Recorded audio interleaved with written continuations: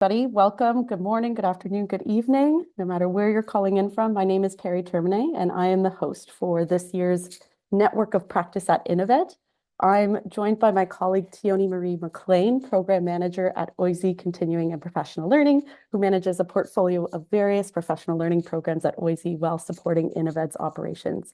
As you may know, InnovED is the University of Toronto's campus-linked accelerator for innovation and education, housed at the Ontario Institute for Studies in Education, or OISE, specifically in the Office of Continuing Professional Learning. Today's session is known as a QuickCast, which is a fast-paced 30-minute listen and learn virtual session on a relevant topic facilitated by education experts. And given this format, feel free to have your tea, coffee, lunch, or snacks with you during the session. Today's QuickCast in particular will feature a presentation by education expert Joe Romano on the topic of school improvement in K-12 education. As mentioned, this webinar is being recorded and circulated after the session. A live transcription is available if you'd like to access that. So if you would like some closed captioning, please do so by clicking the Show Captions button, which you'll find in the bottom ribbon of your Zoom screen on the right-hand side. And during the presentation, we also ask that you keep your microphones on mute. If time allows, at the end of the presentation, we may pose one question to Joe pulled from the questions you pre-submitted during registration, but you are welcome to continue to engage in conversation via the chat box today. We will not be taking questions through the chat in the interest of the QuickCast format. However, we're very excited to share a link to a post in our LinkedIn community where you are welcome to continue the conversation with Joe and with your fellow peers asynchronously after the session. So thank you, Joe, for sharing that link in the chat with everybody. Now, that's our housekeeping set, so I'm happy to share a little bit of context about our work before we get started. The Ontario Institute for Studies in Education, OISE, is Canada's leading faculty of education here at the University of Toronto, and it's ranked top 10 in the world for education research globally. InnovED, housed at OISE, launched in 2020, and we are the 11th campus-linked accelerator to join the University of Toronto's entrepreneurship ecosystem.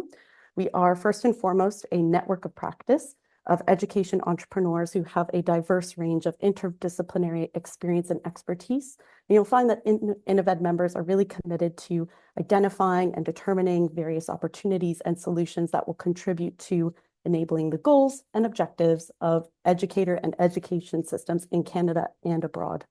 We are hosting this QuickCast from Toronto, Canada. So we want to share a traditional land acknowledgement as a call to reflect on and take action on truth and reconciliation together. So we wish to take this time to acknowledge this land on which the University of Toronto operates. For thousands of years, it has been the traditional land of the Huron-Wendat, the Seneca, and the Mississaugas of the Credit. Today, this meeting place is still the home to many Indigenous people from across Turtle Island, and we're very grateful to have the opportunity to learn, work, and gather here on this land. Looking towards today's session, we know that in today's rapidly changing educational landscape, understanding effective school improvement strategies is crucial for driving meaningful impact and ensuring students' and educators' success. Today's QuickCast is particularly relevant for entrepreneurs, intrapreneurs, and innovators of all disciplines across education environments to offer critical insights into approaches for enhancing educational outcomes and addressing evolving needs. So this is really an opportunity to explore how to effectively engage with and contribute to school improvement efforts at a time when innovation and adaptation are truly more essential than ever. And with that, I'm very happy to introduce our esteemed guest speaker, Joe Romano. Joe is an accomplished education leader specializing in learning innovation and systems improvement. As Associate Director of Learning Innovation and Continuous Improvement at OISE's Office of Continuing and Professional Learning, he guides the development of learning solutions across education and workforce sectors. Joe is a former K-12 principal, also an educator coach, and an education entrepreneur, which really brings to the forefront his expertise in professional learning, education technology, and systems improvement. So with that, thank you very much for sharing your time and expertise with us today, Joe. Over to you, and feel free to share your screen when you're ready as well. Thanks, Barry, and hey, everyone. Good to connect. The word expert was used a few times, and I just wanted to start off by saying I'm glad that we're all connecting here and hopefully afterwards via LinkedIn, because I know there's much expertise around the table from those that are joining us. and it's a pleasure to connect in that conversation. Also, I am going to be sharing my screen in just a moment. As it is a quick cast, it will be a very quick share through the slides, so we'll share those with you afterwards. And again, apologies due to any pacing or timing. So glad that I had that second cup of coffee. So going to be sharing my screen here, and if I could just get confirmation, Perry, that we're all good.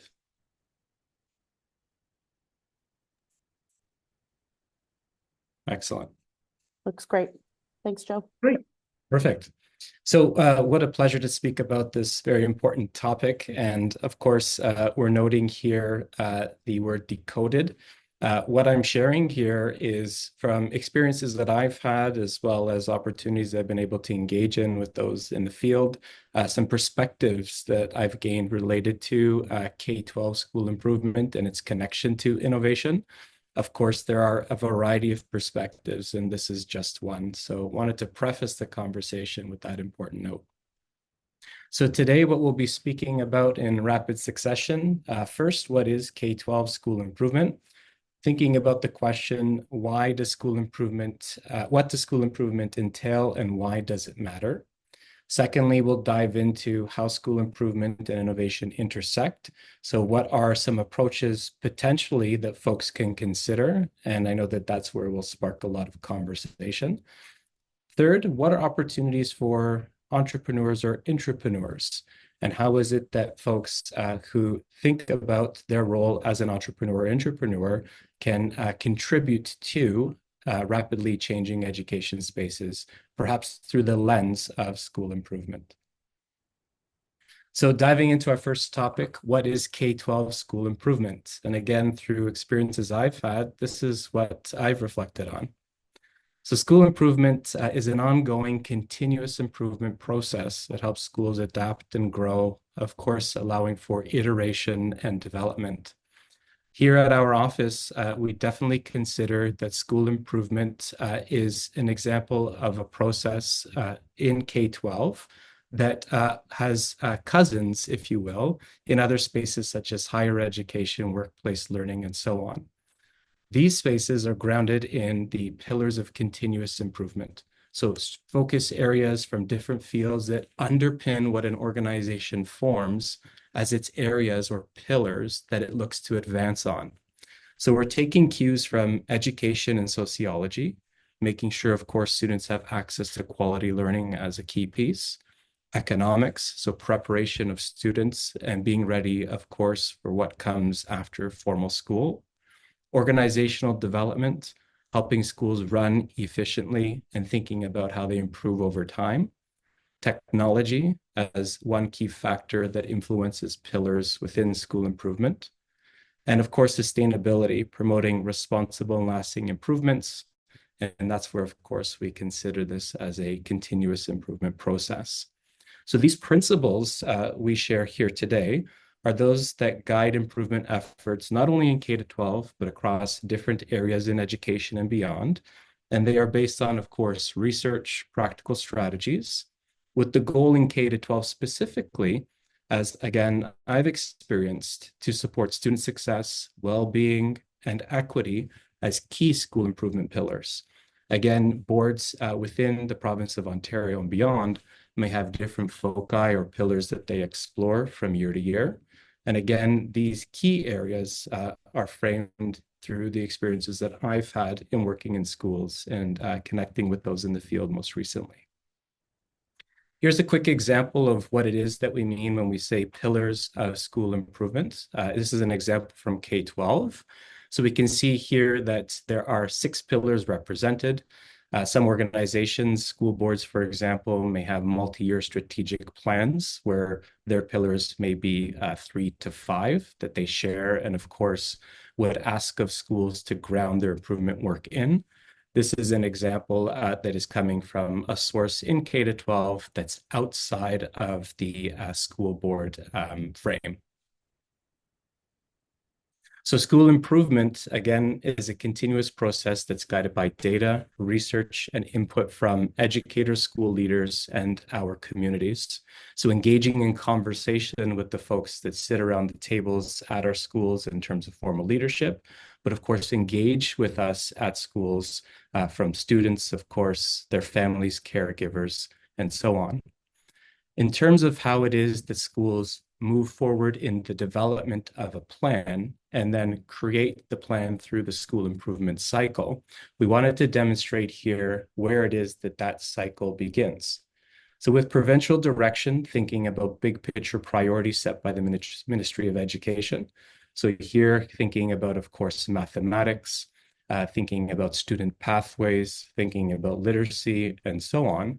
What are the priorities being directed by the provincial government? From there, that moves into district priorities. So from those, and of course, what's contextual to the district itself, these focus areas are outlined into multi-year strategic plans. And again, I gave an example of something that's outside of the Ontario public context in the previous slide. But how is it then that the district itself or the organizing body of a school is then interpreting and advancing on the direction provided by the provincial government? From there, we move into school goals and plans. So thinking about that direction and that understanding of local context, specific plans, school improvement plans are created at the school level. And of course, the involvement, as it was noted earlier, of educators, leaders, and the entire school community drives the development of that particular plan. So as it relates to the school improvement plan, which is oftentimes called the SIP, it's in place to set goals, track progress, and of course, to continually refine strategies for improving the teaching and learning occurring in the building and all that comes with it. So SIPs, or school improvement plans, as I mentioned before, are created as a part of a school improvement cycle. So this cycle is typically seen to be a step-by-step process that helps schools improve their teaching and learning objectives throughout a year. When we speak about a year, we mean a school year academically within the province from September to June. So most progress happens in advancing on those plans through the months of October and May, when schools test and refine the strategies that are in place. And the cycle brings together, as I mentioned, key stakeholders in not only the development of the plan, but of course, how it is that the plan itself is put into action. These different phases, as I'm identifying in this timeline, is meant to represent at a very high level what the activities look like of those who are assembling to put the plan together, and then, of course, implement and monitor. So from September to October, schools are engaging in planning exercises. October to December, acting on what's been planned and working towards reaching the goals that have been mapped. Through December to January, typically it may be seen the schools are studying the impact of their initial work. And then from February to April, thinking about the last segment of the school year, how is it that we can act on what it is that we've understood and refine our strategy or improve along the way, where when reaching May to June, we can study on the impact we've had throughout the school year and then iterate what needs to be developed and again, considered further for the upcoming academic cycle. So this next slide is a quick visual of what I've just mapped in action. Again, some key areas would be creating the plan, implementing the plan, reflecting on it when we look at this section to the right, and then moving in from February through to June, acting on, again, as I mentioned, reflections on what's worked, what may need to be adjusted, and how is it that we can move forward into the next academic year with that knowledge in mind. So considering this as a cycle is definitely, again, that which has been developed through the perspective and experiences that I've had. So eager to connect on this particular topic in our LinkedIn chat. And of course, this has been shared as you'll receive the slides after this conversation for your potential reference. So number two, with that base of what school improvement could look like, how is it that school improvement and innovation intersect? So why does school improvement matter? Thinking about this first before we understand what the intersection itself might entail. As a continuous improvement model, school improvement can identify opportunities in some of these areas. So of course, student outcomes, where it is that we can see where next steps and strides could be taken to support student achievement, highlighting student strengths and needs, and where it is that we can improve our efforts in that regard. We can identify opportunities where change or adaptation is a possibility. How do we keep pace with what's evolving within the education landscape, as well as respond to what it is that we're seeing in front of us via data and other sources? How is it that we can continue to keep at front of mind equity and inclusion to address gaps in learning and ensure that resources are efficiently allocated to support all students? And student success, thinking about where there's opportunity to continue to propel students forward in reaching the goals that they have for themselves. What does school improvement support? So thinking about school improvement and driving advancements in the use of data for decision making. How is it that we interpret data, use metrics and analytics to inform instructional strategies? Student-centered learning, how can we identify those approaches that may make sense to some students but not others, and ensure that they're implemented in a way that, of course, is equitable? Collaborative teacher inquiry, how does school improvement and the cycles that we work through allow for advancements in having teachers come together and form community, and think about addressing specific system and school challenges identified in multi-year strategic plans or school improvement plans? How do we leverage technology intentionally to integrate tools that make sense for the work that we're striving to advance upon? So with those two pieces as some underpinning, how is it that improvement in schools and innovation intersect? I've identified three key areas. First, thinking about the identification of gaps, where we can recognize areas needing new solutions and implement and iterate on possibilities. The continuous improvement model of school improvement allows for that. It gives license for that to occur, and it's what propels the cycle forward. Technology integration. I know many folks around the table here today are considering where technology is integrated in the process. How is it that it connects to their work, and how does it support schools who are moving through their improvement cycles? So of course, AI is definitely a topic at front of mind. How is AI and other technology integrated? What are policy considerations? How is it that we are tapping into opportunities related to experiential learning through the use of technology? And essentially, where is it that responsive digital tools can help support assessment and evaluation? So some considerations here related to what does technology integration look like given the landscapes that we're involved in? So definitely a key piece. And I would say, of course, as an education leader, building relationships is fundamental and one of our core business objectives. So relationships and partnerships and engaging not only with those folks that are in the same spaces in terms of buildings and schools as ourselves, but as well as how we connect with the broader community, with industry, with those folks that are in the same circles or communities or networks that allow for us to advance on goals that we're striving to achieve, such as connecting with your local school community. How is it that we're meeting objectives in very similar ways, but perhaps in spaces that are not directly connected with the school? So identifying gaps, technology integration, relationships, and partnerships, three key considerations in my mind that are important to think about when we are understanding how school improvement and innovation intersect. I've mapped out a couple of examples here, thinking about how is it that we may consider when thinking about the intersection of innovation and school improvement, what it may look like. So just one from each particular area. So innovation in action, thinking about making innovation fun. So the second point down in that section, I always like to consider innovation really as a way to express creativity. How is it that we're moving forward in a way that we're considering what might be possible? And how is it that we get students along for the journey as a part of the process? So cross-curricular connections and opportunities to integrate perhaps the arts comes to mind. And how do we engage students in activities related to harnessing and developing their creativity as transferable skills? Perhaps that's an example of innovation in action that can be easily tied to a school improvement plan goal.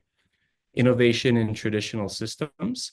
So, of course, there's much to consider, especially when we understand what the day-to-day looks like in a school space and all that is being managed and, of course, juggled. One key piece from this section I would highlight is approachable steps, starting with something that is small scale, of course, tied back to what it is that we're advancing on in terms of school improvement or multi-year strategic plan goals. How can we advance upon that in a way that is scaffolded, starting small, piloting something internally, and then moving forward with change that is more full sweeping as we have some evidence or of impact. And then, of course, where to begin. So needs analysis, cost consideration, networks, and community, these are all important factors. But I'll lean into, of course, two, needs analysis, identifying what the challenge is that the innovation or creative idea that you've set up is striving to support. And how is it that we lean into our networks and community to collaborate with those that we already have a connection with, as well as to seek out new connections, going back to the idea of community and partnerships to assist in the advancing of what it is that we know is needed or considering as a potential way forward with those that might be able to support. So that brings us to our last section. So what are opportunities for intrapreneurs? So those folks that are working within the space of an organization and driving change, and entrepreneurs. So those folks that are working towards, of course, supporting how it is that they are advancing on a particular idea, concept in partnership with folks within, for example, school organizations. So here I've mapped out 5 different areas if one is looking to make a difference in education that they could consider in terms of what their contributions could look like. So first and foremost, focusing in on school needs, creating solutions that are aligned to multi-year strategic plans and school improvement plans, supporting priority areas as identified in curriculum. And again, going back to the pillars of school improvement, what might be the pillars that are being that which folks are striving for in that particular context, being aware of that, understanding of that being the space in which folks are operating is extremely important to identify what the needs are that we're striving to adjust or adapt to. Filling learning gaps, so offering tools that, of course, are available in real time and are ready, but that fill a real need. So thinking about how schools, educators, and education leaders are prioritizing personalization of learning, pathway access to, of course, opportunities that students may not otherwise have. And how is it that data is used to support the work that is happening day to day in classrooms? What could be a tool or an opportunity that helps support and an influence in that type of way? The use of technology as being that which is wisely integrated. So digital tools, of course, should enhance and not complicate what's happening in classrooms. There are an abundance of tools and really understanding back to the needs of the particular environment that we're working, what might be most effective, what professional learning may need to be attached to the use of technology, and what it is that schools are navigating again on a daily basis and how they may effectively integrate with something that's new. What's the capacity of those in the building to be able to do that? Understanding the system. So working with educators to test ideas, align with policies, navigate what it is that may be district or school purchasing processes. It may, from perhaps the outside, it may seem as a straightforward process, but understanding not only the system in terms of how it is that we reach schools and be able to connect, to share what innovations may be possible, such as a product or tool. It's also understanding how the system itself includes schools, and each school itself is a system. So having a clear understanding of where it is that a school is at in terms of their work through school improvement, and where are you meeting them in terms of your potential connection or collaboration. And collaborate for impact. So going back to the idea of partnerships and collaboration.